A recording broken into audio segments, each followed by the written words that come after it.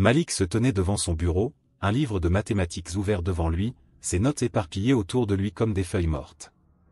Les chiffres dansaient devant ses yeux, mais il savait qu'il devait se concentrer. C'était l'examen final qui déterminerait son avenir. Il avait travaillé dur pour arriver ici, et il n'était pas question de laisser tomber maintenant. Sa mère, Amina, entra dans la pièce avec une tasse de thé fumant. « Malik, mon chéri, dit-elle en s'approchant de lui, tu as encore quelques heures avant l'examen. Pourquoi ne pas faire une pause ?» Il leva les yeux, un sourire fatigué sur le visage. « Maman, je ne peux pas. C'est trop important. Si je veux entrer à l'université, je dois réussir cet examen. » Amina s'assit sur le lit, observant son fils avec une fierté mêlée d'inquiétude. « Je sais, mais tu as déjà beaucoup appris. Tu es brillant, Malik. N'oublie pas que je crois en toi, peu importe ce qui arrive. Si vous aimez cette vidéo et souhaitez voir plus de contenu comme celui-ci, n'oubliez pas de cliquer sur le bouton d'abonnement et d'activer la cloche. De cette façon, vous ne manquerez aucune de nos mises à jour. Votre soutien nous aide à vous proposer le meilleur contenu possible. Continue. Merci, maman. Tes mots comptent beaucoup pour moi. Il se leva, prenant la tasse de thé qu'elle lui tendait. L'odeur douce et réconfortante le calma légèrement. Mais je ne peux vraiment pas me permettre de perdre du temps.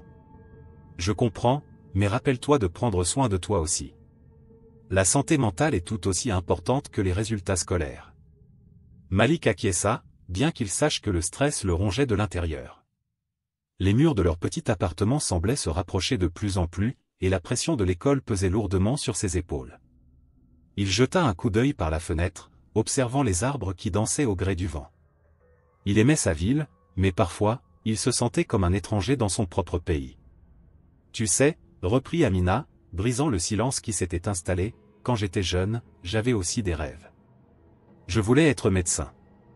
Mais les choses ne se sont pas passées comme prévu. »« Qu'est-ce qui t'a empêché de poursuivre tes rêves ?» demanda Malik, curieux. « La vie, Malik.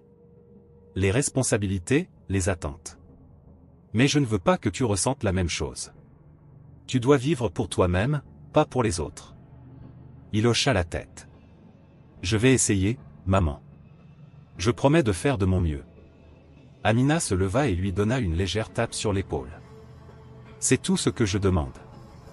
Maintenant, concentre-toi sur tes études. Je vais préparer quelque chose à manger pour toi. » Malik retourna à ses livres, mais son esprit vagabondait. Il ne pouvait s'empêcher de penser à Monsieur Durand, le directeur de l'école, un homme dont l'autorité était souvent teintée de préjugés. Malik avait toujours ressenti un malaise autour de lui, une tension palpable chaque fois qu'il le croisait dans les couloirs. Monsieur Durand avait cette manière de le regarder, comme s'il était un intrus dans un monde qui ne lui appartenait pas. Au lycée, dans la salle des professeurs, Monsieur Durand était entouré de quelques enseignants. Il discutait à voix basse, mais les mots que Malik entendait lui provoquaient un frisson dans le dos. Le directeur, avec son air hautain, faisait des commentaires désobligeants sur les étudiants de couleur. « Je ne comprends pas pourquoi nous devrions nous abaisser à accepter ces élèves, dit-il, le ton condescendant.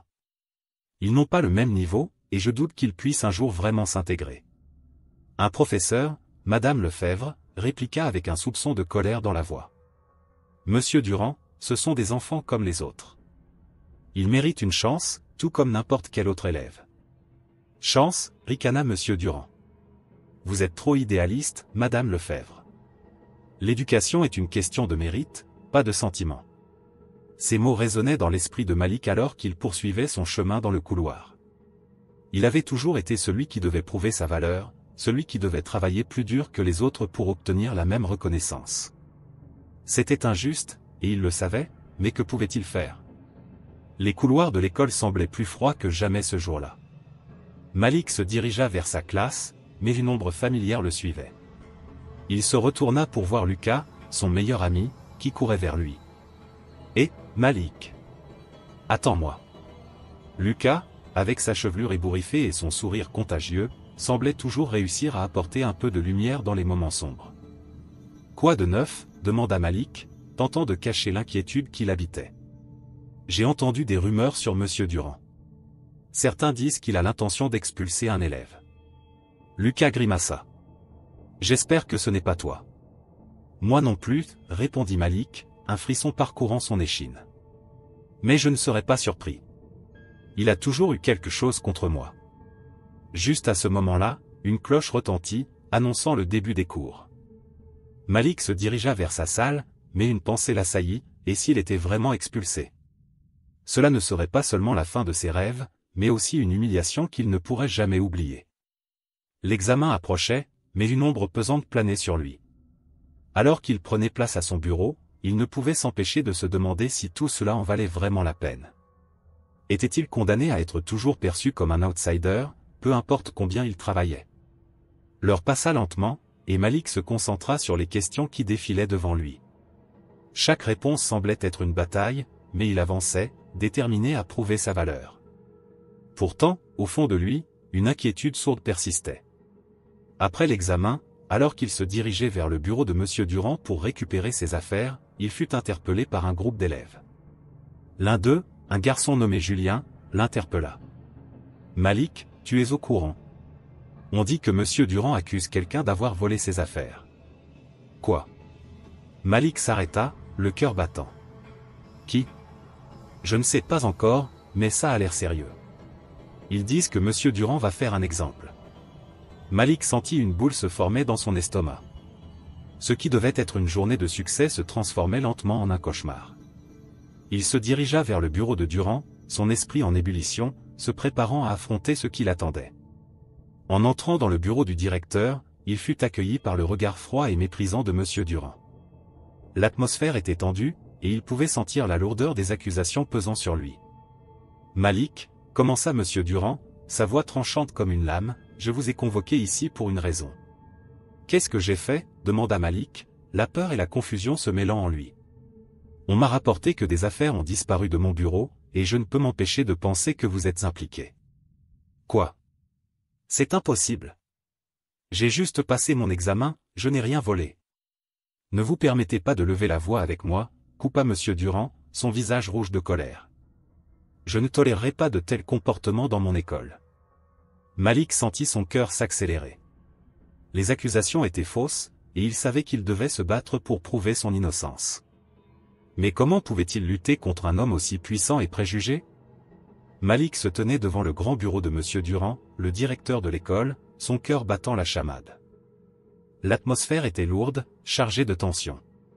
Les murs du bureau étaient ornés de diplômes et de médailles, symbole d'un succès qu'il avait toujours admiré de loin. Mais aujourd'hui, ces décorations lui semblaient sinistres, témoins d'une injustice qui se dessinait sous ses yeux. M. Durand, assis derrière son bureau en acajou, le regardait avec un mépris qu'il avait rarement rencontré. « Vous n'avez rien à dire, Malik ?» demanda M. Durand, sa voix empreinte d'un ton accusateur. Il feuilletait les documents devant lui, comme s'il cherchait une excuse pour justifier son jugement hâtif. « On m'a dit que vous avez été trouvé dans mon bureau. Des affaires ont disparu, et je ne tolérerai pas ce genre de comportement. » Malik, les mains moites, se força à rester calme. « Monsieur, je n'ai rien volé. Je vous en prie, écoutez-moi. Je n'étais même pas là quand cela s'est produit. » Sa voix tremblait légèrement, mais il s'efforçait de se montrer convaincant. « Je suis innocent. » Monsieur Durand leva les yeux, une lueur de dédain dans son regard. « Innocent? Vous êtes un jeune homme qui vient d'un milieu difficile. Vous pensez que je vais croire vos paroles? » Il marqua une pause, son expression se durcissant. « Je ne vais pas permettre que des étudiants comme vous ternissent l'image de cette école. » L'injustice de cette déclaration frappa Malik comme un coup de poing. Ce n'était pas seulement lui qui était sur la sellette, mais tous ceux qui partageaient son histoire, ceux qui étaient souvent jugés pour leurs origines. « Monsieur, je mérite une chance de prouver mon innocence. »« Assez !» s'exclama M. Durand en frappant le bureau de sa main. « Je n'ai pas de temps à perdre avec vos excuses. Vous êtes expulsé. » Les mots résonnèrent dans l'esprit de Malik comme un écho lugubre. L'expulsion. C'était un mot qui portait un poids immense, une condamnation. Il se leva lentement, son cœur lourd d'une colère sourde et d'une douleur sourde. « Je vais me battre pour cela. Je vais prouver que je suis innocent. » Mais M. Durand l'ignora, se tournant déjà vers des papiers sur son bureau, un geste qui signifiait que la conversation était terminée. Malik sortit du bureau, son esprit en proie à une tempête de pensées. Comment pouvait-il lutter contre un homme qui ne voyait en lui qu'un stéréotype? La journée s'étirait devant lui, pleine d'incertitudes. Malik savait qu'il devait parler à sa mère, Amina. Elle serait là pour lui, comme elle l'avait toujours été. À la maison, il trouva sa mère dans la cuisine, préparant le dîner. L'odeur des épices emplit l'air, mais pour Malik, cela n'apportait pas de réconfort. « Maman, j'ai besoin de te parler, » dit-il, la voix brisée. Amina se tourna, son regard inquiet. « Qu'est-ce qui se passe, mon chéri? J'ai été expulsé de l'école. Monsieur Durand ne m'a pas écouté. Il m'a accusé d'avoir volé des choses dans son bureau. Je n'ai rien fait. » Amina, déconcertée, lâcha un couteau et se précipita vers lui.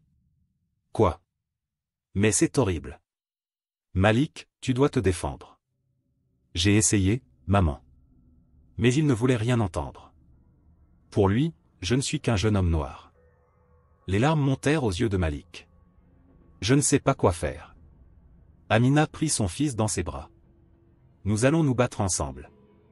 Je ne laisserai pas un homme comme lui détruire ton avenir. Je vais aller à l'école demain et parler à ce directeur. Mais maman, il ne m'écoutera pas, peut-être. Mais je vais me battre. Je suis ta mère, et je vais défendre mon fils. Sa voix était ferme, pleine de détermination. Malik sentit un peu de réconfort. Amina ne laisserait pas tomber. Le lendemain, Amina se rendit à l'école, le visage déterminé. Elle marchait avec assurance dans les couloirs, attirant les regards curieux des autres parents et des élèves. Elle savait que M. Durand était un homme puissant dans cette institution, mais elle ne pouvait pas laisser cela l'arrêter. Lorsqu'elle entra dans le bureau du directeur, elle trouva M. Durand assis, feuilletant des documents d'un air désinvolte. À sa vue, il leva les yeux, un sourire condescendant sur les lèvres. « Ah, madame, que puis-je faire pour vous aujourd'hui? Je suis ici au sujet de mon fils, Malik, » commença Amina, d'une voix claire. « Je veux comprendre pourquoi il a été expulsé sans la moindre enquête. » Monsieur Durand se redressa, son sourire disparaissant lentement. « Votre fils a été surpris dans mon bureau, madame. C'est une affaire sérieuse. »« Il n'a rien fait » s'exclama Amina, la colère montant en elle. « Vous ne l'avez même pas écouté. Vous avez jugé un jeune homme uniquement sur la couleur de sa peau. C'est inacceptable. Je ne vais pas tolérer les comportements indésirables, peu importe d'où ils viennent, » répliqua Monsieur Durand, d'un ton glacial. « Cela ne sert à rien de parler avec vous, » dit-elle, frustrée. « Vous êtes tellement aveuglé par vos préjugés que vous ne voyez pas la vérité. Malik est un élève brillant, et vous avez détruit ses chances pour rien. »« Je fais ce que je dois pour protéger cette école, » murmura Monsieur Durand, mais Amina pouvait voir la nervosité dans ses yeux. « Protéger cette école? En détruisant la vie d'un jeune homme innocent? » Amina secoua la tête, désespérée. « Vous devez le réintégrer. Je ne vais pas me laisser faire. » Monsieur Durand se leva, son visage rouge de colère. « Je n'ai pas à rendre de compte à vous, madame. Si votre fils veut revenir, il devra faire face aux conséquences de ses actes. Vous allez le regretter, » dit-elle, sa voix tremblante de rage contenue. Elle sortit du bureau, le cœur lourd mais déterminé à trouver un moyen de prouver l'innocence de Malik. Plus tard dans la journée, Malik retrouva son ami Lucas dans un café du coin. L'atmosphère était sombre, reflet de leur humeur. Malik était assis, la tête entre les mains, tandis que Lucas, inquiet, cherchait les mots pour le réconforter. « Ça va aller, Malik, » dit Lucas, essayant de sourire. « Je suis là pour toi. »« Je ne sais pas quoi faire, Lucas. Ma mère essaie de m'aider, mais Monsieur Durand est trop puissant. Écoute, nous allons trouver un moyen de prouver ton innocence. Je ne te laisserai pas tomber. » Malik leva les yeux, un mince espoir commençant à germer. « Tu penses vraiment que nous pouvons le faire? » « Bien sûr. Nous allons rassembler des preuves, parler à d'autres élèves. Si Monsieur Durand a fait ça à toi, il a sûrement fait d'autres choses. Mais comment? Laisse-moi réfléchir.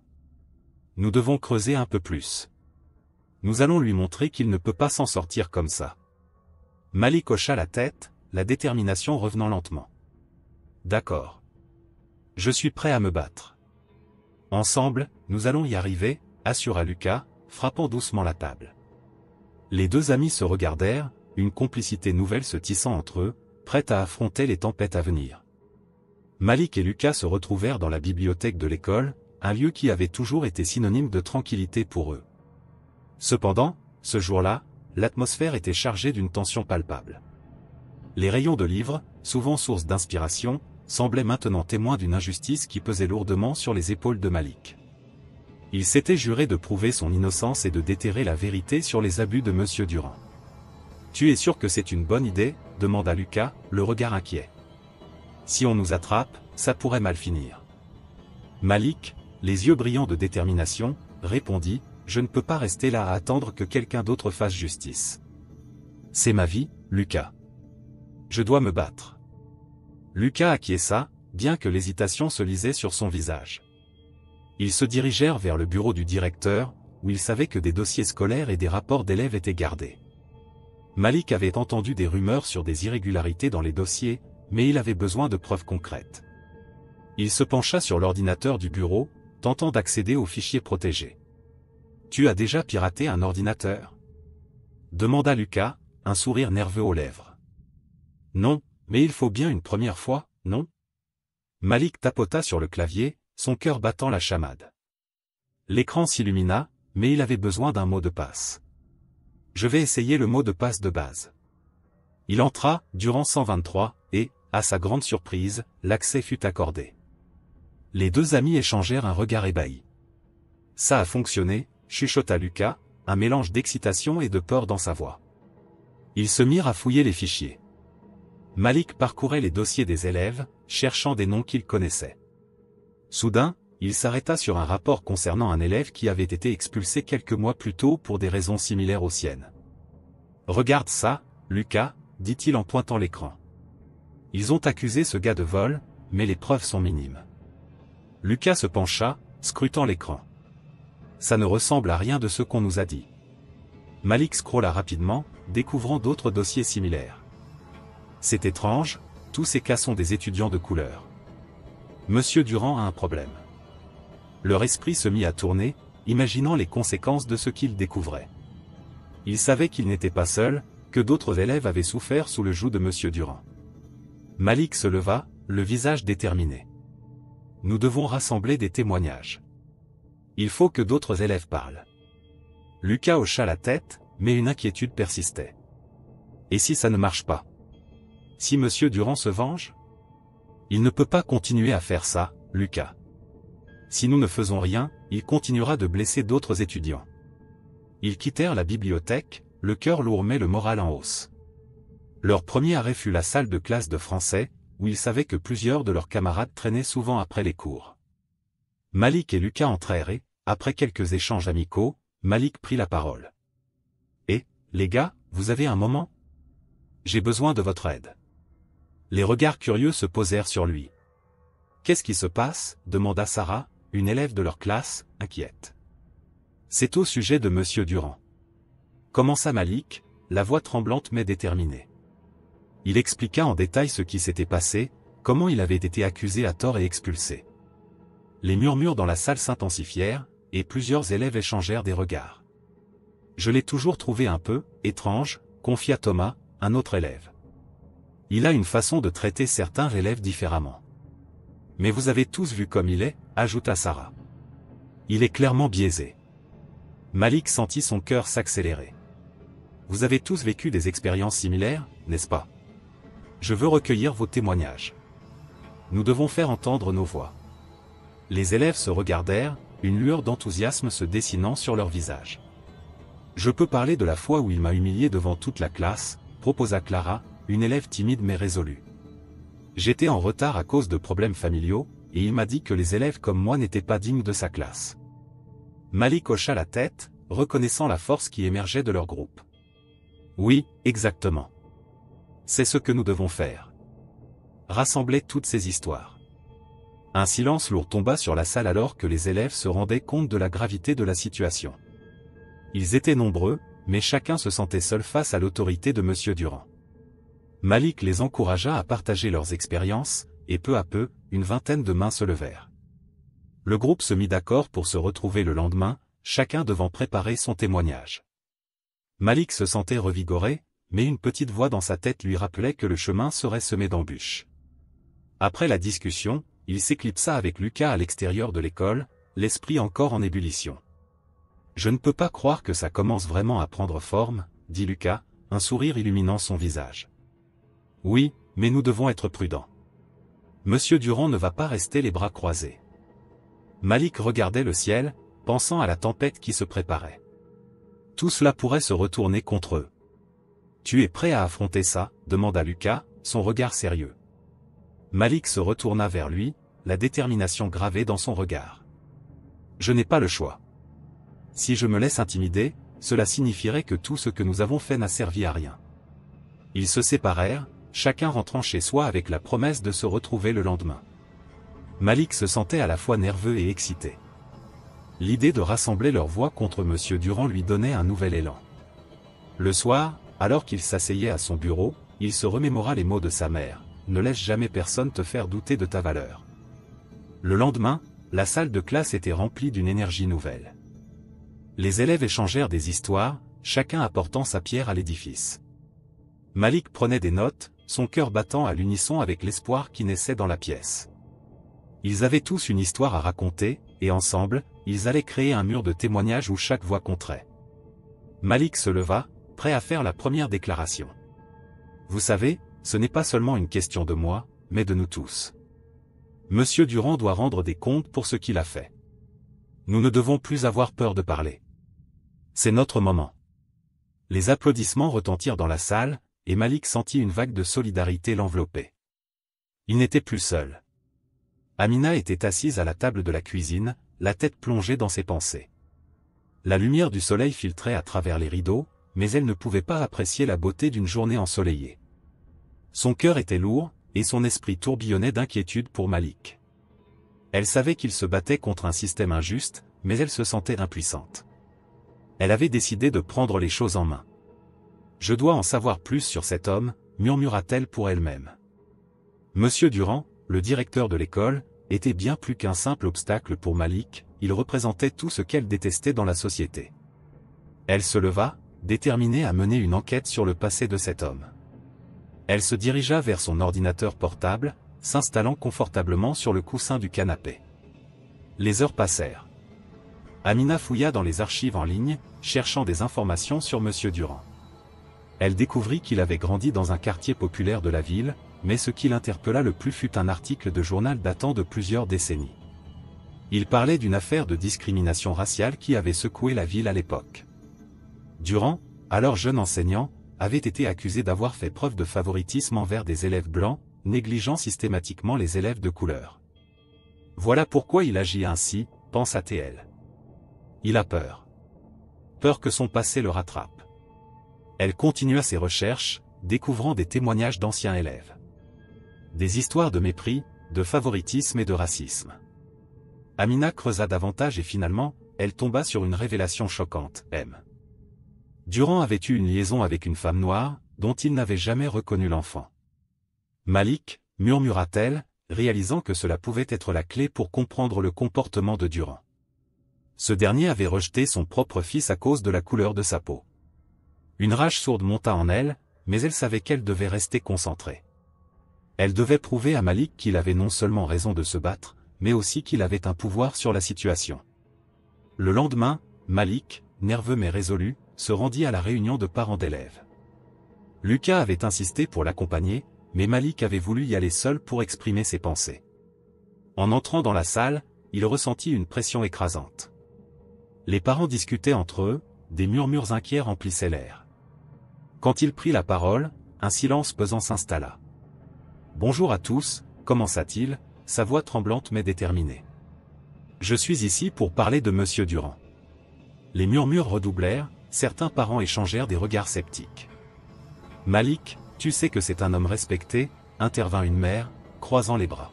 « Pourquoi devrions-nous croire un élève ? » « Parce que je suis innocent », insista-t-il, sa voix s'élevant légèrement. « Je n'ai rien volé.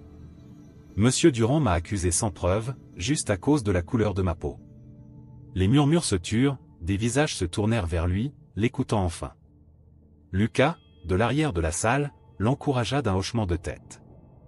Malik continua, « J'ai entendu d'autres histoires. D'autres étudiants victimes des abus de Monsieur Durand. Il n'a pas seulement agi ainsi avec moi. Une autre voix s'éleva, celle d'un père, je ne peux pas croire que cela soit vrai. Monsieur Durand a toujours été un bon directeur. Peut-être que vous ne voyez pas ce qui se passe réellement, répliqua Malik, l'émotion s'intensifiant dans sa voix. Peut-être que vous fermez les yeux sur les injustices. Mais la résistance était forte. Un groupe de parents commença à murmurer, échangeant des mots d'encouragement à Monsieur Durand, qui était absent de la réunion. Malik sentit son cœur se serrer. Vous devez comprendre que ce n'est pas juste pour moi, poursuivit-il, essayant de capter l'attention de ceux qui l'écoutaient. C'est pour tous ceux qui n'ont pas la voix pour parler. Pour ceux qui souffrent en silence. Il se rendit compte que même s'il parlait avec passion, il se heurtait à un mur d'indifférence. Les préjugés étaient profondément enracinés dans cette communauté, et il n'était qu'un jeune homme noir essayant de défier l'autorité. La réunion se termina sans qu'aucune solution ne soit trouvée. Malik quitta la salle, le cœur lourd. Lucas l'attendait à l'extérieur, le visage empreint de soutien. « Tu as bien fait, Malik, » affirma Lucas, mettant une main sur son épaule. « Même s'il ne t'écoute pas, tu as dit ce que tu devais dire. »« Oui, mais ça n'a servi à rien, » soupira Malik. « Ils ne veulent pas voir la vérité. Ils préfèrent croire en un directeur respecté qu'en un élève comme moi. »« Mais ça ne peut pas s'arrêter là, » insista Lucas. « Nous devons trouver d'autres moyens de les faire écouter. » De retour à la maison, Amina accueillit son fils avec une étreinte chaleureuse. Elle avait entendu des bruits de la réunion et, bien que déçue par le manque de soutien des autres parents, elle était fière de la force de Malik. « Maman, je ne sais pas quoi faire maintenant, » confia Malik, la voix tremblante. « Tu ne dois pas abandonner, mon chéri. J'ai trouvé des choses sur Monsieur Durand. Des choses qui pourraient l'aider à ouvrir les yeux sur lui-même. » Malik la regarda, l'intérêt piqué. « Qu'est-ce que tu veux dire ?» Amina lui raconta ce qu'elle avait découvert sur le passé de Durand, sa jeunesse, ses erreurs. Chaque mot qu'elle prononçait était chargé de colère et d'empathie. Malik écoutait attentivement, réalisant que la lutte qu'il menait était bien plus complexe qu'il ne l'avait imaginé. Si nous pouvons prouver qu'il a un passé de discrimination, cela pourrait l'aider à comprendre ce qu'il fait maintenant, proposa Amina. Mais comment, demanda Malik, l'esprit en ébullition. Nous devons rassembler des preuves, des témoignages. Nous ne sommes pas seuls dans cette lutte. D'autres étudiants souffrent aussi. S'ils peuvent témoigner, cela fera pencher la balance. Tu as raison, acquiesça Malik, un nouvel élan de détermination l'envahissant. Nous allons le faire. À ce moment précis, il comprit que leur combat n'était pas seulement pour sa réhabilitation, mais pour une justice plus large. Ils allaient se battre non seulement pour lui, mais pour tous ceux qui avaient été laissés pour compte par le système. Tandis que Malik et Amina planifiaient leur prochaine étape, Monsieur Durand, de son côté, commençait à ressentir la pression. Il avait entendu des rumeurs sur la réunion, et un sentiment de panique l'envahissait. Ses actions ne pouvaient plus rester dans l'ombre. Le directeur, assis à son bureau, se mit à réfléchir à la manière de gérer cette situation. « Je vais devoir sévir, » murmura-t-il, la colère et la peur se mêlant en lui. « Je ne laisserai pas un élève me défier. » Il se leva, déterminé. Malik et sa mère n'avaient pas encore compris à quel point il était prêt à tout pour maintenir son autorité. La bataille ne faisait que commencer. Malik et Lucas étaient assis dans la chambre de Malik, le téléphone à la main, les visages marqués par la détermination. La lumière du soleil filtrait à travers les rideaux, mais l'atmosphère était chargée de tension.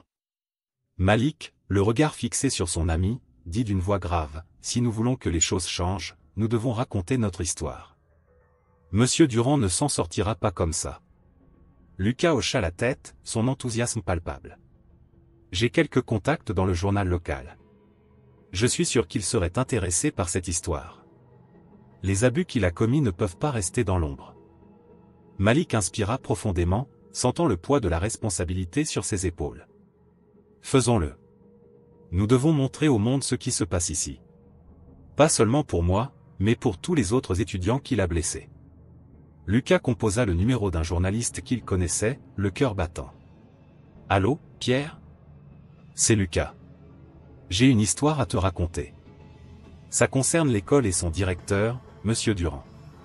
Tu ne vas pas y croire. » Pendant ce temps, à l'école, Monsieur Durand était dans son bureau, en train de lire un rapport qui venait de lui être remis. Soudain, le bruit du téléphone le tira de ses pensées. C'était un membre de l'administration, l'inquiétude dans sa voix. « Monsieur Durand, nous avons reçu des plaintes concernant vos méthodes d'enseignement et votre comportement. Il semble que ça commence à attirer l'attention des médias. » Monsieur Durand serra les dents, son visage se durcissant. « Ce n'est rien. Juste des ragots. Ils essaient de me détruire. Je vais m'en occuper. » Il raccrocha et se leva, furieux. Les souvenirs des accusations portées contre Malik l'irritaient. Comment un élève, si brillant, pouvait-il le défier? Il se mit à réfléchir à un plan pour redresser la situation. Pendant ce temps, l'histoire de Malik commençait à se répandre. Les journalistes, intrigués par la situation, décidèrent de faire un article approfondi.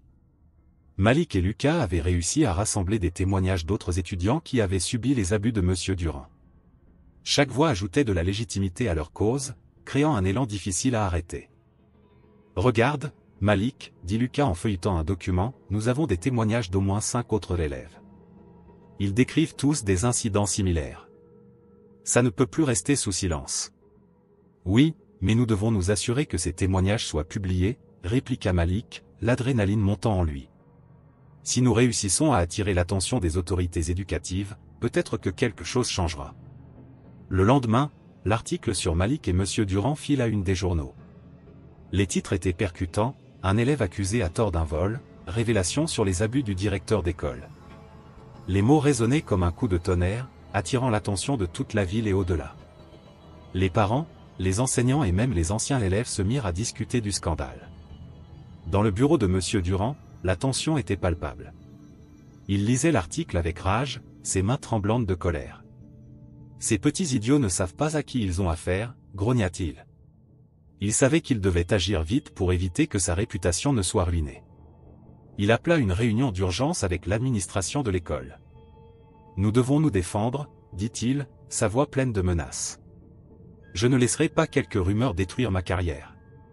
Je vais faire en sorte que ces accusations soient balayées. » L'administration, bien qu'hésitante, acquiesça. Il savait que Monsieur Durand avait des alliés, mais la situation devenait de plus en plus complexe. Les parents commençaient à s'inquiéter, et les étudiants étaient en émoi. « Nous devons prouver que Malik et Lucas mentent, poursuivit Monsieur Durand, se redressant dans son siège. Nous allons les attaquer sur tous les fronts. Ils n'ont aucune preuve solide. » Malik, quant à lui, était déterminé à ne pas laisser Monsieur Durand s'en sortir aussi facilement. Avec Lucas à ses côtés, ils organisèrent une réunion avec d'autres étudiants qui avaient été touchés par la tyrannie du directeur. Ils discutèrent de la meilleure façon d'aller de l'avant. « Nous avons besoin d'un plan, dit Malik, les yeux brillants d'enthousiasme. Si nous voulons que cela aboutisse, nous devons nous unir. Nous avons tous vécu des choses difficiles à cause de lui. Ensemble, nous sommes plus forts. » Les autres étudiants, inspirés par le courage de Malik, commencèrent à partager leurs histoires. Chacun avait un récit à raconter, chacun avait été affecté d'une manière ou d'une autre par le comportement abusif de Monsieur Durand. Ils se mirent à rédiger une lettre collective, demandant une enquête sur les pratiques du directeur. « Nous devons nous faire entendre, insista Lucas. Si nous pouvons rassembler suffisamment de signatures, cela donnera du poids à notre demande. » Les jours passèrent, et l'article du journal continua d'attirer l'attention. Des parents se présentèrent à l'école pour exprimer leur soutien à Malik, tandis que d'autres commençaient à remettre en question les méthodes de Monsieur Durand. La pression montait, et le directeur se sentait acculé. « Je vais le faire payer, » murmurait-il dans son bureau, les poings serrés. Il savait qu'il ne pouvait pas perdre le contrôle de la situation. Chaque jour, il tentait de trouver un moyen de retourner les accusations contre Malik, mais la vérité commençait à émerger comme une force inexorable. Les jours passaient, et l'atmosphère autour de l'école devenait de plus en plus électrique. Malik, soutenu par ses camarades, se tenait prêt à affronter Monsieur Durand et à revendiquer son droit à l'éducation et à la dignité. Sa mère, Amina, était également impliquée, fournissant des conseils et du soutien à son fils. « Malik, tu es un exemple pour beaucoup d'autres, » disait-elle avec fierté. « Ne laisse personne te faire douter de ta valeur. Tu es fort et intelligent. » Le jour de la réunion d'urgence avec les autorités éducatives approchait. Malik et Lucas savaient que ce serait un tournant décisif. Ils se préparèrent pour cette confrontation, armés de témoignages et de preuves. Leur cœur battait à l'unisson, déterminés à faire entendre la voix de la justice. La salle était pleine à craquer, une atmosphère électrique flottait dans l'air. Les parents et les élèves, tous réunis pour une réunion d'urgence, attendaient avec impatience que M. Durand prenne la parole. Malik, assis au premier rang aux côtés de Lucas, pouvait sentir son cœur battre à tout rompre. Les murmures et les chuchotements des autres élèves résonnaient dans sa tête, mais il savait qu'ils étaient tous là pour lui. Ils avaient rassemblé des preuves irréfutables des abus de pouvoir de M. Durand, et ce soir, il n'était pas là pour se taire. M. Durand, avec son air autoritaire habituel, se leva pour s'adresser à l'Assemblée. Sa voix, bien que ferme, tremblait légèrement. « Mesdames et messieurs, je tiens à vous rappeler que l'école a toujours été un lieu d'apprentissage et de respect. Je ne tolérerai pas les accusations infondées qui visent à ternir ma réputation. » Ses yeux balayaient la salle, mais il évitait le regard de Malik. Malik se leva, sa voix résonnant dans le silence pesant. « Monsieur Durand, ce ne sont pas des accusations infondées. Nous avons des preuves concrètes de vos abus. » Il marqua une pause, cherchant des regards d'approbation parmi les parents et les élèves. « Vous avez expulsé un élève innocent sans même écouter sa version des faits. » Les murmures s'intensifièrent dans la salle. Lucas, à ses côtés, ajouta avec assurance, « Nous avons découvert que vous avez discrètement discriminé d'autres élèves. Ce n'est pas seulement moi, mais beaucoup d'entre nous ont des histoires à raconter. » Monsieur Durand, visiblement irrité, tenta de détourner l'attention. « Ce n'est pas le moment de débattre de ces questions. Nous devons nous concentrer sur l'avenir de nos enfants. » Mais les murmures avaient pris de l'ampleur, et plusieurs parents se levèrent pour soutenir Malik et Lucas. « Nous voulons entendre la vérité, » cria une mère, son visage marqué par la colère. « Nous avons confiance en nos enfants, et nous ne tolérerons pas l'injustice. » L'atmosphère était tendue, et Malik pouvait sentir l'énergie de la salle se transformer. C'était le moment qu'ils attendaient. Lucas, prenant la tête, commença à présenter les preuves qu'ils avaient rassemblées. Des témoignages d'autres élèves victimes, des documents, des enregistrements de conversations, tout était là, exposé sous le regard incrédule de M. Durand. Les visages des parents se crispaient de colère à chaque révélation. « Je ne peux pas croire que vous ayez fait cela, Monsieur Durand », s'exclama une autre mère, les larmes aux yeux. « Vous êtes censé protéger nos enfants, pas les rabaisser. » Malik, enflammé par la passion et le soutien de la communauté, prit à nouveau la parole. « Ce que vous avez fait ne peut pas rester sans réponse. Chaque élève mérite d'être traité avec respect, peu importe la couleur de sa peau. » La tension atteignit son paroxysme lorsque M. Durand, réalisant qu'il était acculé, tenta de se défendre. « Vous ne comprenez pas. J'ai toujours agi dans l'intérêt de l'école. » Sa voix était devenue presque désespérée. C'est alors qu'Amina, la mère de Malik, s'avança avec une détermination palpable. Elle avait écouté attentivement, et son cœur battait à tout rompre. « Vous savez, Monsieur Durand, il y a quelque chose que vous ne savez pas, » la salle se tut, tous les regards se tournant vers elle. « Malik n'est pas seulement un élève. Il est votre fils. » Un silence de mort suivit ces mots. Les murmures se transformèrent en un choc collectif. M. Durand blêmit, son visage livide. « Quoi? Vous êtes folle ?» Sa voix tremblait de rage et de peur. « Non, je ne suis pas folle. Vous avez perdu votre fils il y a longtemps, mais il est là, devant vous. » Amina, les larmes aux yeux, continua avec force. « Votre racisme n'est rien d'autre qu'une tentative de fuir votre propre passé. Vous avez renoncé à votre fils, mais il est temps de faire face à la vérité. » Les parents, stupéfaits, regardaient M. Durand, leur visage marqué par l'incrédulité. Malik, quant à lui, se tenait là, le cœur battant, sentant que tout ce qu'il avait enduré prenait enfin un sens. « Vous ne pouvez pas faire cela. » M. Durand tenta de se justifier, mais sa voix était faible. « C'est impossible. C'est la vérité, Monsieur Durand. Et il est temps que vous en subissiez les conséquences. » Amina leva la tête, défiant le regard de l'homme qui avait causé tant de souffrance à son fils. La salle était en émoi. Les murmures avaient repris, mais cette fois-ci, c'était un murmure de soutien envers Malik. Les parents commençaient à se lever, un à un, pour exprimer leur solidarité. « C'est inacceptable, Monsieur Durand. Vous ne pouvez pas cacher cela plus longtemps, » s'écria un père, son poing serré.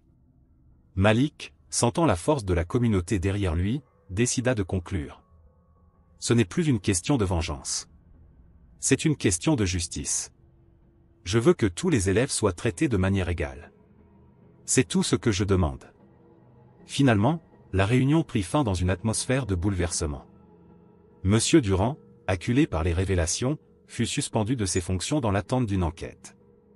Malik, quant à lui, fut réintégré à l'école, non seulement avec des excuses, mais aussi avec le respect qu'il méritait.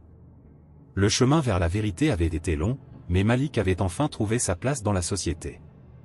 Le poids de l'injustice qui l'avait accablé pendant si longtemps était enfin levé, et il pouvait envisager un avenir radieux, prêt à embrasser sa vie avec confiance et espoir. Si vous avez aimé le contenu, n'oubliez pas de laisser un like, un commentaire et de le partager avec vos amis. Votre commentaire est essentiel pour la croissance de la chaîne. Et regardez cette vidéo qui apparaît à l'écran. À bientôt.